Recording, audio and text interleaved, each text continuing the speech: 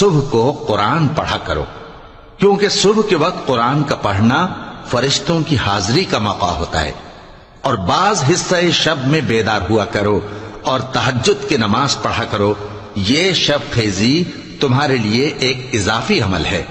امید ہے کہ اللہ تم کو مقام محمود پر فائز فرمائے۔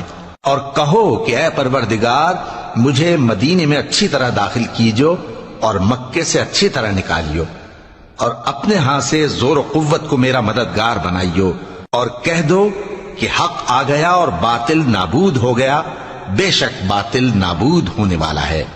اور ہم قرآن میں وہ چیز نازل کرتے ہیں جو مومنوں کے لیے شفا اور رحمت ہے، اور ظالموں کے حق میں تو اس سے نقصان ہی بڑھتا ہے۔ اور جب ہم انسان کو نعمت بخشتے ہیں تو روح گرداں ہو جاتا ہے اور پہلو پھیر لیتا ہے، اور جب اسے سختی پہنچتی ہے تو نا امید ہو جاتا ہے۔